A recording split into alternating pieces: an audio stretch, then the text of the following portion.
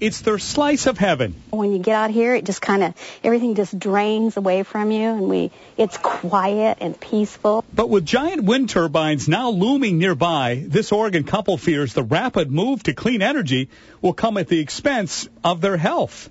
Wind energy is the latest rage in going green these days. More of it is even required by law. But new research says people living next to wind farms could be the unintended victims of good intentions. It's called wind turbine syndrome. On Your Side, investigator Dan Tilkin brings us the information governments and the wind industry don't want to consider. We want to be clear, we're not saying that wind energy is bad. Not at all. But it's important to consider unforeseen consequences, even with things that have so much benefit for society. Along historic Highway 74. It looks like something prehistoric, something in the movies. Along the Oregon Trail.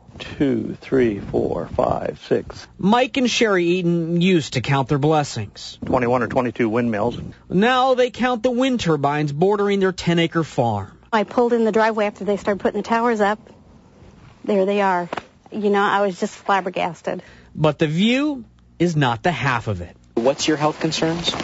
My health concern is because I have a motion disorder that the research that we've been researching has a possibility linked to having problems with that. In other words, I don't know what it'll do to me, to be honest with you, and I don't want to be the guinea pig to find out. Well, Mike was an artilleryman in Vietnam, and the blast did damage to his inner ear. He suffers from debilitating vertigo, like he's seasick, and certain noises set it off. Well, that's why this soon-to-be-published book has them so alarmed. Wind turbine syndrome, a report on a natural experiment. It's the work of New York physician and ecologist Dr. Nina Pierpont. She began seeing patients in her clinic suffering from a debilitating complex of symptoms that include sleep disturbance, headache, dizziness, vertigo, nausea, even panic episodes associated with sensations of internal pulsation or quivering, which arise while awake or asleep. These patients all live near a new wind farm. I'm an expert in disorders of the inner ear. Dr. Owen Black is one of the experts asked to critique the research in the book.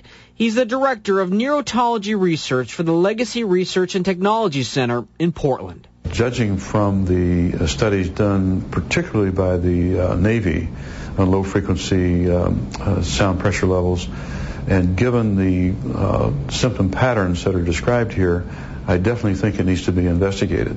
What the cause is, I have no idea. Dr. Pierpont's hypothesis says wind turbines produce vibration and low-frequency noise.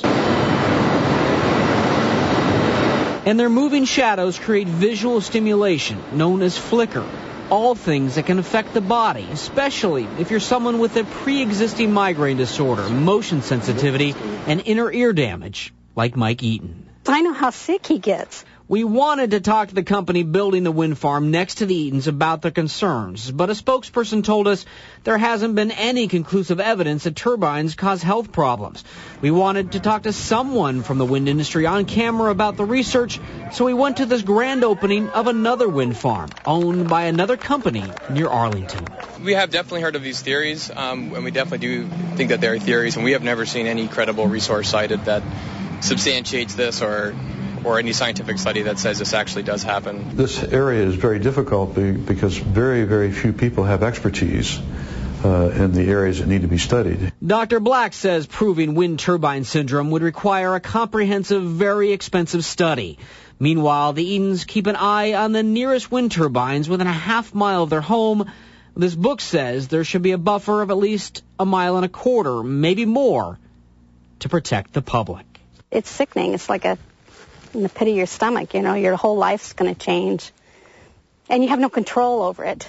So far, health concerns have not been part of the permitting process for wind farms in the Northwest. In fact, the state of Oregon touts it has adopted an expedited siting process for wind farms. To learn more about wind turbine syndrome, head to KATU.com. You click the Inside K2 tab, and you'll find a hot link. For the On Your Side investigators, I'm Dan Tilkin.